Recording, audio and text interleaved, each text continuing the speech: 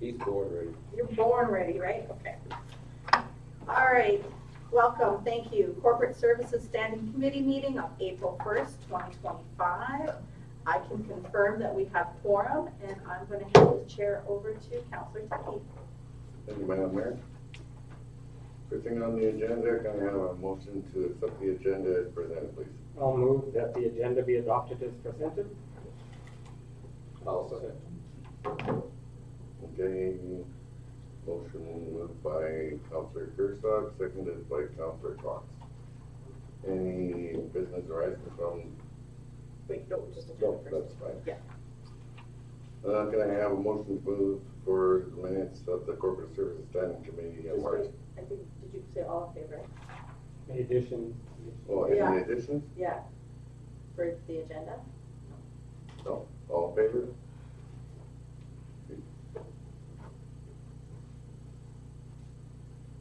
I have a motion to accept the minutes from the standing Corporate Services Standing Committee on March 4th, 2025. I'll move that the minutes from the Corporate Services Standing Committee meeting on March 4th, 2025 be adopted as presented. Moved by Councillor Cox, seconded by Councillor Bailey. We've all had a chance to review our vision and values. Any declaration of financial interest? Seeing none. No delegations. And director's report. Corporate Services Director's report for March. Did we do it all in favor for the minutes? Yeah, we did, no, we did in the minutes. Did we? Generally, agenda. Okay. All in Oh, you favor? fast minute, he doesn't. All in favor? Okay. Fast one. Okay. I don't have to go through those. Visions and values, declaration of financial interest, seeing none, carrying on. No delegations. Corporate Services Director's report for March. SAO? Thank you, thank you, Councillor Tuckey. The report is presented within the package. Is there any questions for that? Or Director Hood, did you have anything further you wanted to add to your report? There's just one thing that under our staffing complement, we're still in the process of trying to staff the Director of Corporate Services position. But the other positions within corporate services are filled now. We're very happy for that. It's the first time since December that we've been fully staffed, with the exception, of course, of the human resource officer's position that is currently out of competition. This is a new position, so we're not used to having that position in the office, but it closes in mid-April, I believe it is, and so we look forward to some good applications on that. Other than that, the auditors have been here since the 27th. There were 3 auditors up until today. 2 of them have gone back to Illinois that have done the field work and testing, and the head auditor is still here, and he intends to wrap up his work on the 3rd. Everything so far is looking pretty good, and we're confident that we should have the audited financial statements for council to approve before the end of the week. Other than that, if there's any questions, I'd be happy to try and answer.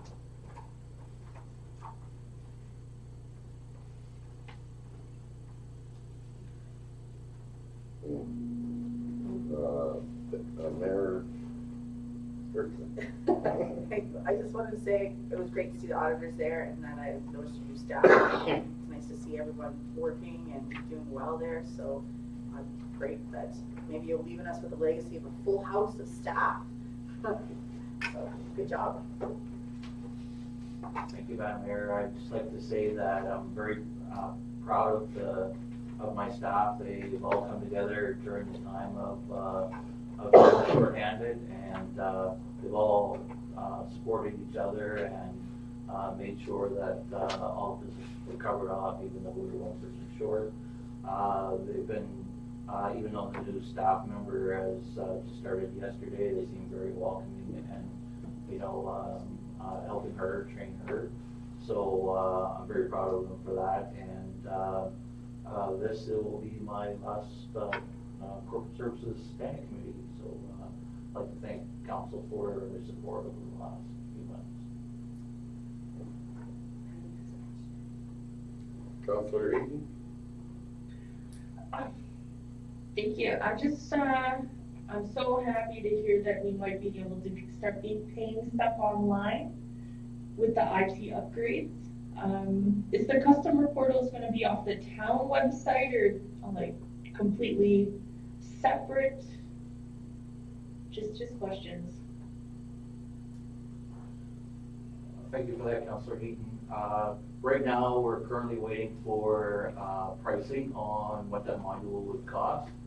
But if we were to go ahead with it, it would be, you'd be provided with a login and user ID and login for a separate site that would take you to a portal where you could get your utility bills, your property tax bills, your accounts receivable bills all in one spot, and be able to click and make your payment right there at that time, so you don't have to back out to go to your banking website and do your banking that way. So it'll depend on pricing, but it's certainly something that meets the strategic priorities of council, and with the organizational review of being more efficient and more community engagement and that type of thing. So I think it'll be something that will certainly be a good thing if we're able to afford it, and if not in 2025, perhaps to be worked into the budget for 2026.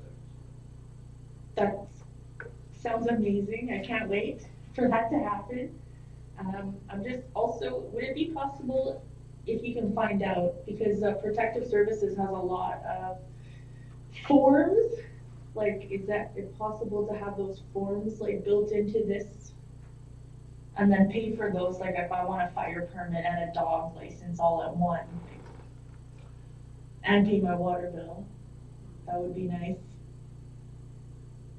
Currently, we are looking at that as well. The financial software that we use does have modules for business licensing and pet licensing.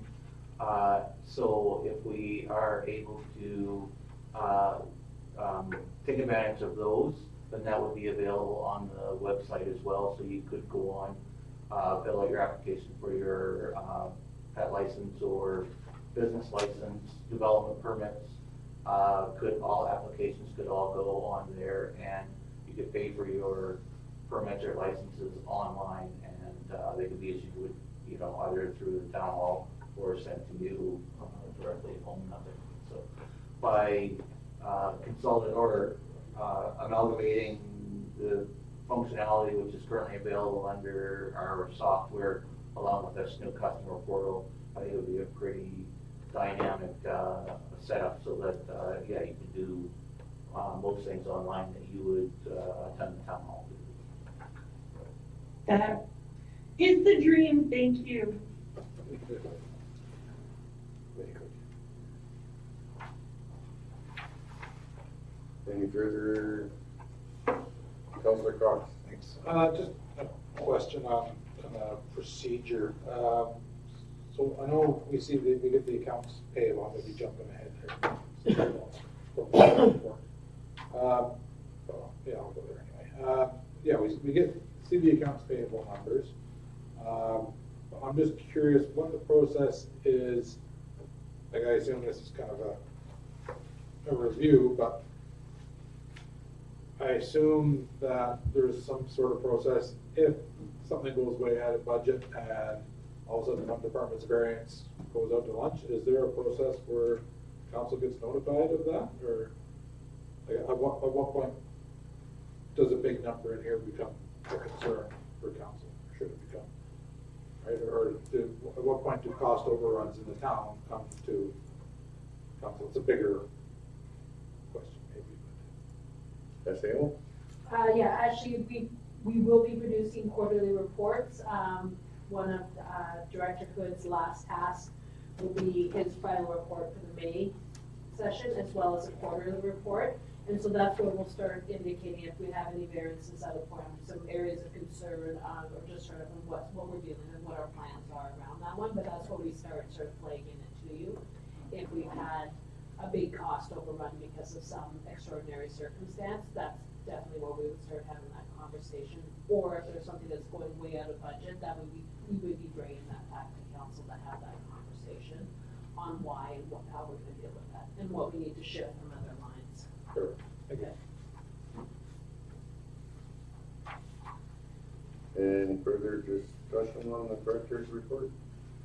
Councilor Mayor Ferguson. No, thank you, Chair.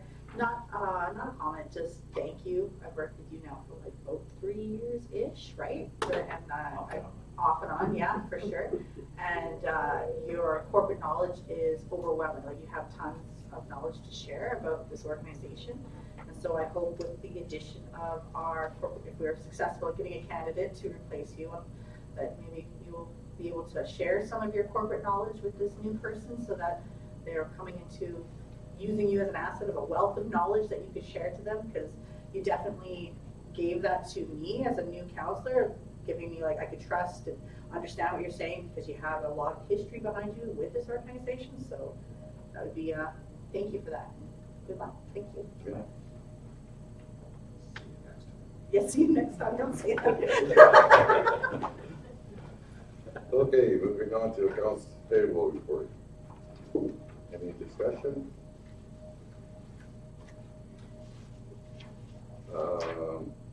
Mayor Ferguson. Yeah, not a discussion, just know that there's a lot of checks and balances in place to know, like, if you see something like, oh my gosh, $64,000 payroll or something like big invoices on here, like, those are, everything's gone through like several layers of checks, right? Even the accountants, when they were talking, like when I had their interview with them, they're here for our audit, we are on a very low for fraud, right? Like, they're like very happy with our process and what we do and how, you know, it goes through several layers before something gets paid. Like, many people have checked it before it's gone through as paid out of our office.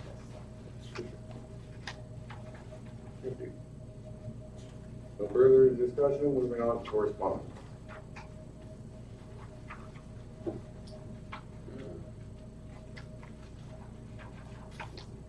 Just a comment for correspondence. So this lady from Quebec, the correspondence from Durrani Dubé, she was a reporter from CTV who came up here to do interviews with Mark Carney, and a lot of reporters have been calling about wanting to, and I think there's another one coming up next week too. They just want, it's a story that they just keep wanting to tell, and I think anytime that we can get Fort Smith in a positive light on a national level, on national television, we should take advantage of that, because we know how amazing Fort Smith is and how great it is of a community. So, and if they're spent, you know, shedding good messaging about us, we should take advantage of those advertising.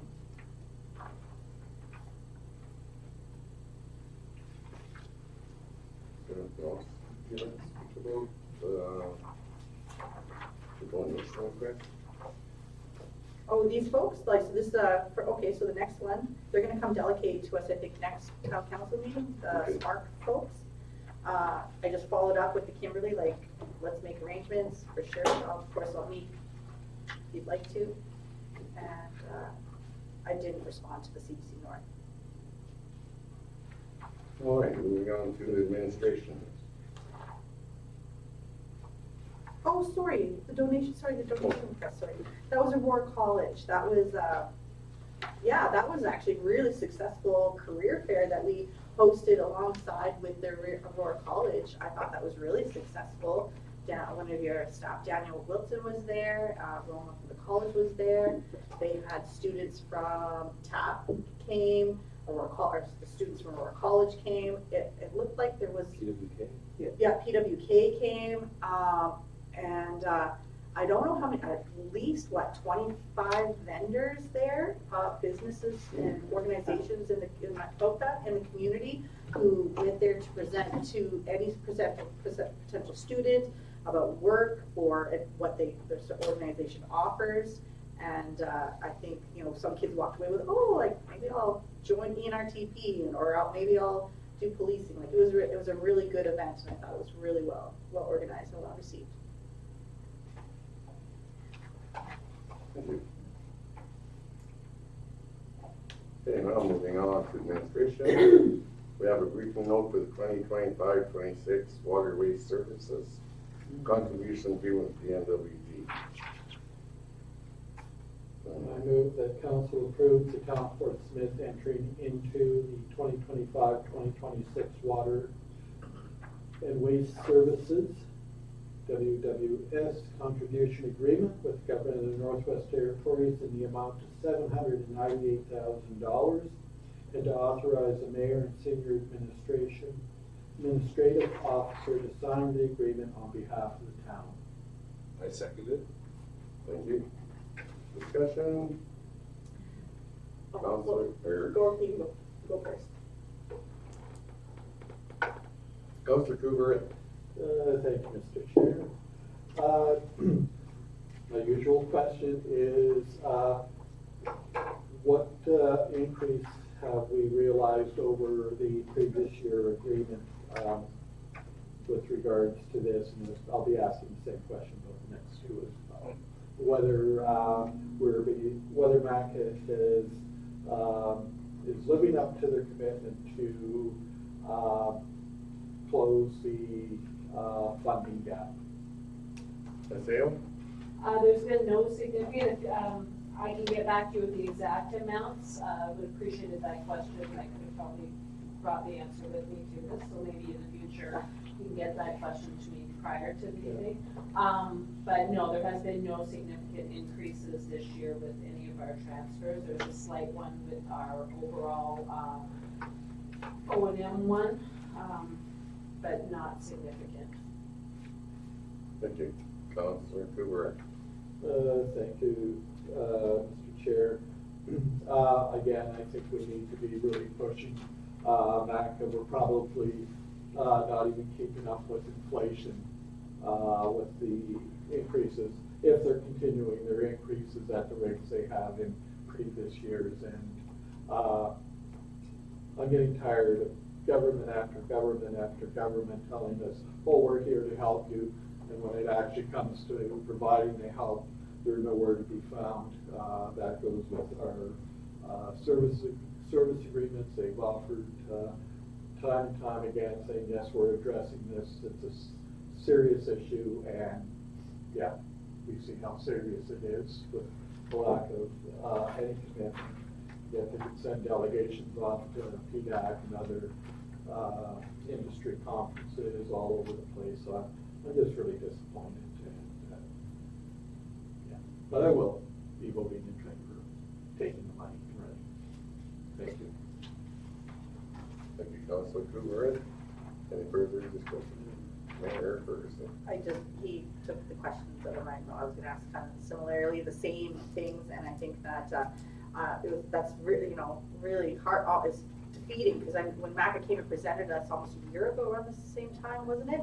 We were looking at some significant increases to our operating budgets, right? That we were going to be able to access, and like, wow, okay, we can make some changes to really making, spending money on infrastructure and upgrading our aging everything. As we know from our capital projects, everything is aging and everything is in replacement mode.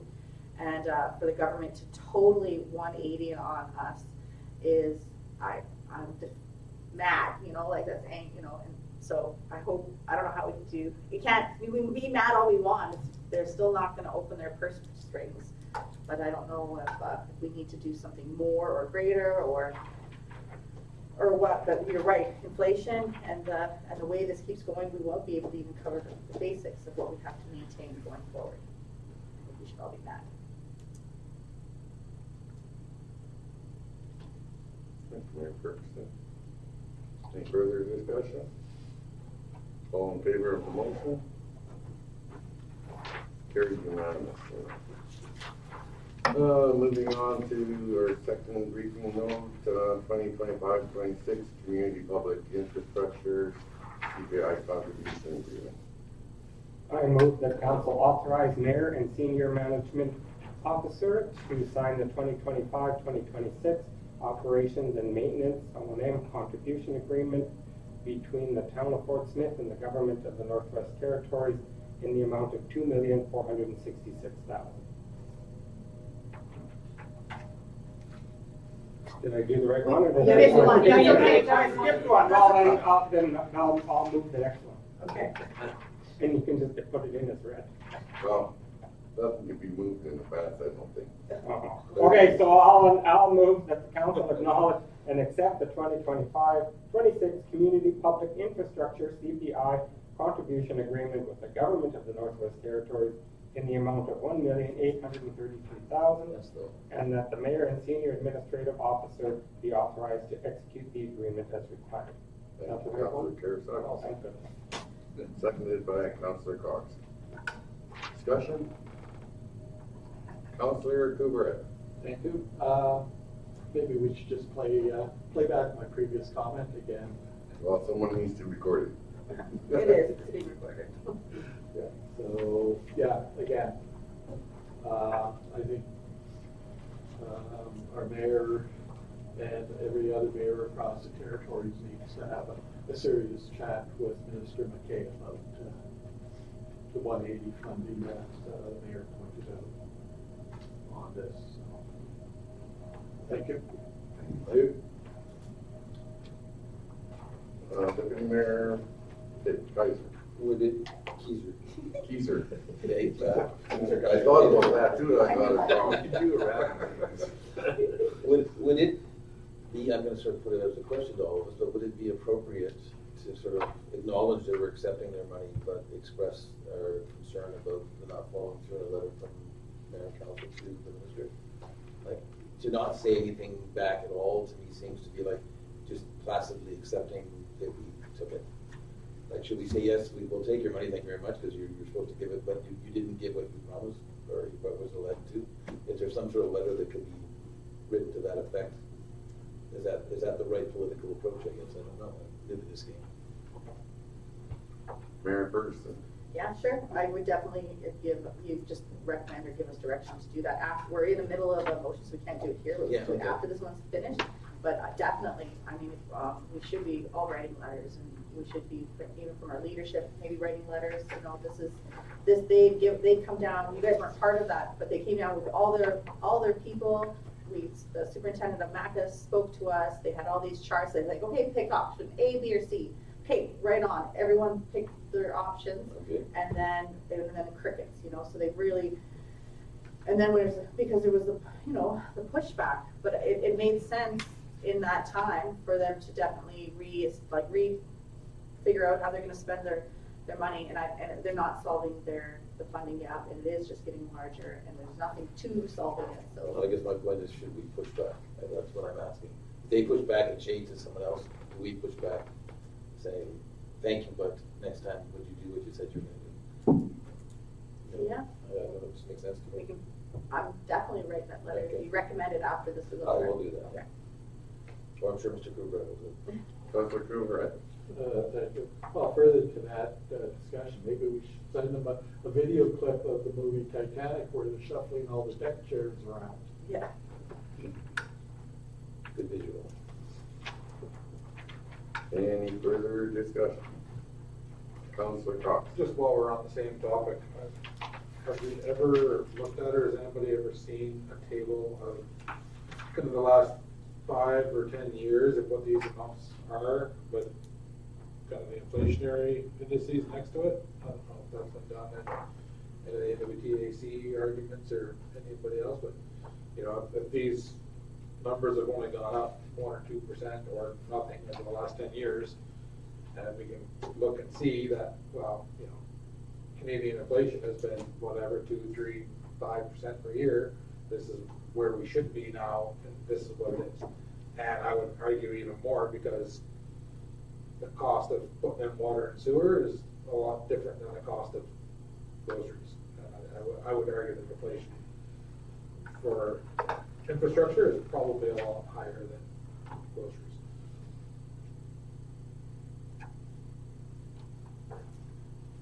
At least on Facebook. Any further discussion? All in favor of the motion? carried. So just, did you wanna make your Is this recommendation? where we do, I wasn't Yeah. sure where I do it in the You context wanna of do these. it, I add an item E? E, could do. After we do all of these, because they're all the same letter. Okay. So do the next one first. Okay, briefing note for the 2026 operations and maintenance funding agreement with the GNWT. I'll do that one. I'll take it off. All right, so I move that council authorize Marin and the senior administrative officer to sign the 2025-2026 operations and maintenance contribution agreement between the town of Fort Smith and the government of the Northwest Territories in the amount of $2,466,000. Thank you. Seconder? I'll second. Councilor Carousel. Discussion.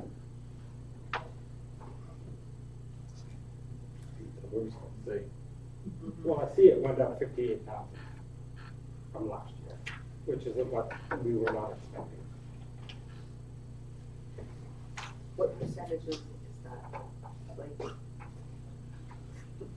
2.4. Wouldn't want to guess. Yeah, it's not even inflation. Seeing no discussion, all in favor? So carried. Briefing note, 2025 mill rate bylaw. no, after the, I'll move that bylaw 1061, the 2025 mill rate bylaw, be submitted for first and second reading at the regular meeting of council on April 15th, 2025. Seconder, Councilor Couverette. For discussion, Mayor Ferguson. well, maybe I'll let you first, you go first, and then I'll ask a question. SAO. I just wanted to have a quick discussion around the timing of our mill rate bylaw. The CTV Act, that a bylaw may receive 2 readings at a single meeting. However, as per section 74(2), a third reading may be given at the same meeting, provided all members of council are present and all unanimously agree to do so, to give it a third reading.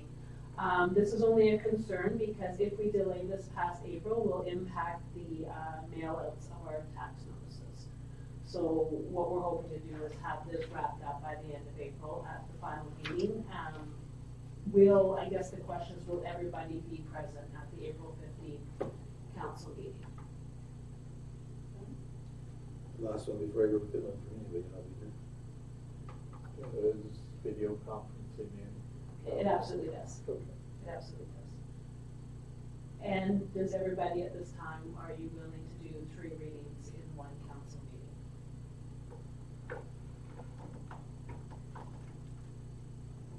The other thing would be to have a special meeting, just add on a special meeting before the end of April. So that's the trade-off. We can do 3 readings if all are present and all are unanimous that they're good to do that. If not, then we have to have a special meeting for the end of April or we impact our timing. I don't have a problem with all 3 in one meeting. If we're all present.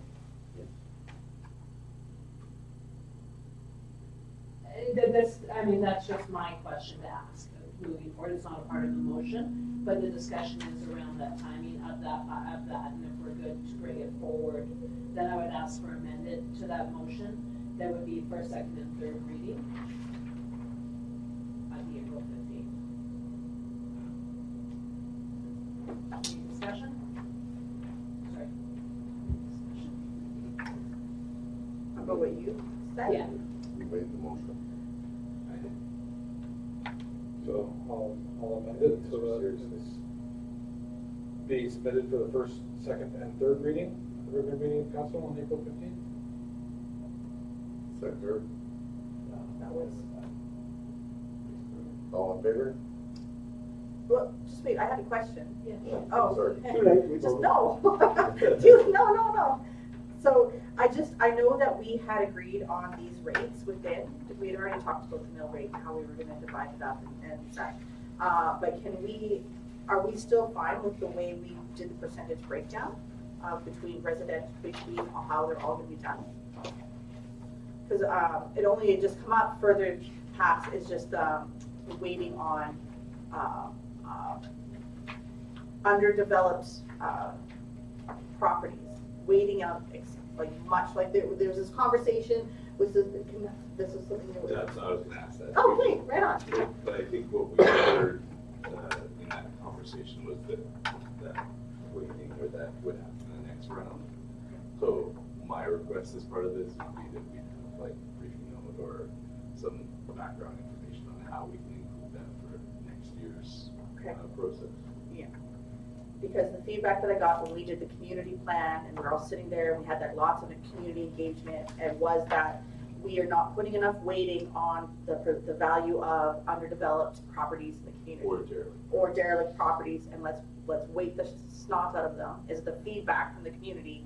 So is it too late to reflect that in this, or do we have to wait for next year?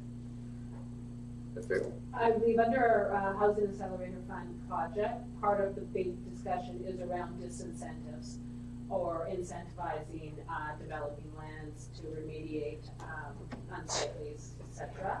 And so the discussion we had was that this is a part of a bigger project, and that we could really look at ways that we can incentivize and disincentivize. I believe if we go back to the table, we would have to come back again with a different weighting measures, because there would be impact on what would severely impact our timing on that one.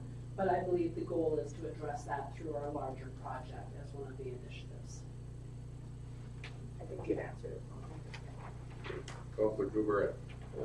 Thank you, Mr. Chair. I know I've been advocating for years about increasing the weighting on undeveloped properties as a way to incentivize speculators to actually do something with their properties. And I would really suggest that I would support an adjustment to the undeveloped rates, add another point or two to them.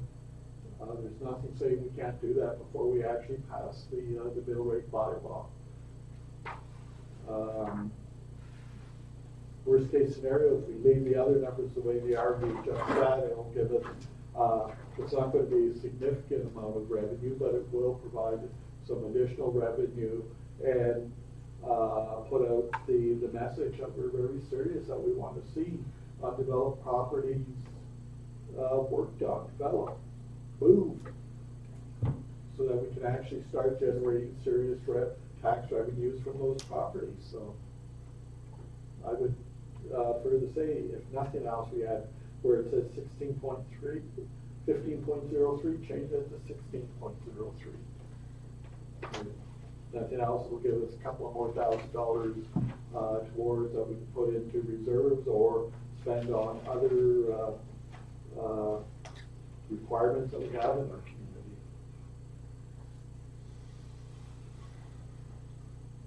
Thank you, Councilor Cougaret. Mayor Ferguson. I'm just wondering if I could get our corporate director's opinion on what would be the best course of action for something like we're suggesting right now.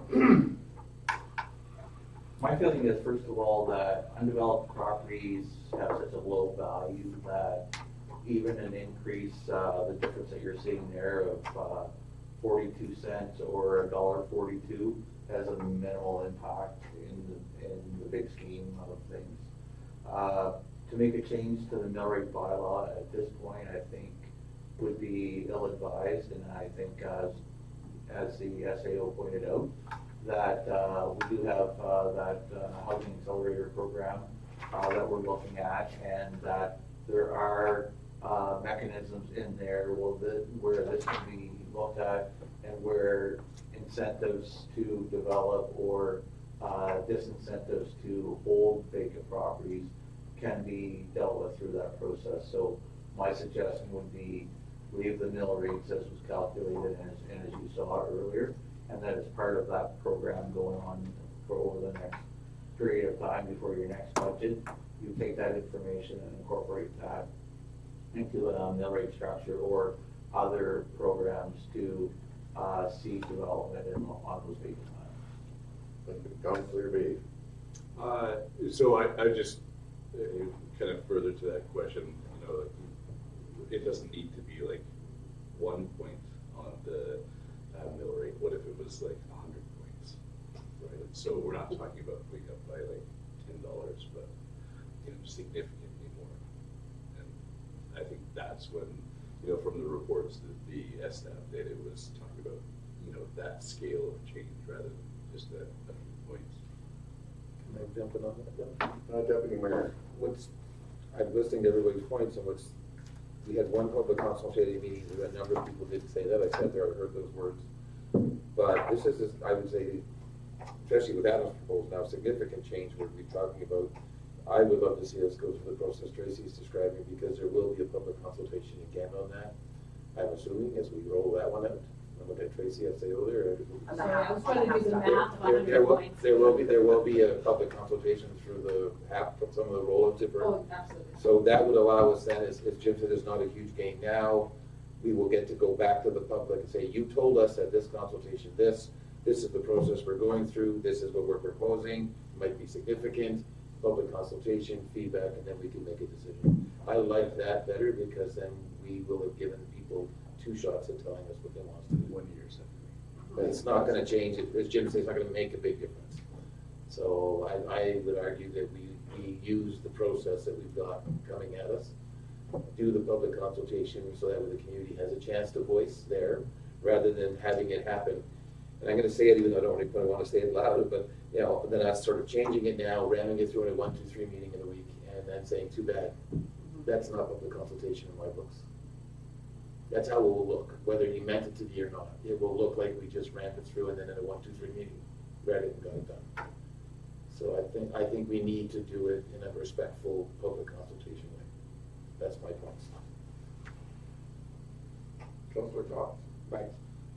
Yeah, just to kind of reiterate what Jim said, and on Adam's point, I mean, I have an undeveloped residential lot, and I think right now with the half funding coming, even if my property taxes doubled on that lot, I'm gonna sit on it and wait and see what the half funding is doing. Right, I'm in that process, I'm working on developing, you're trying to develop and doing the paperwork, but there's a lot of stuff coming down the pipes that are gonna have to take time, and I think we just gotta remember that it moves slow, right? And we have to be patient. I think, you know, next year, I think we definitely need to act on that, get the incentives going, but, yeah.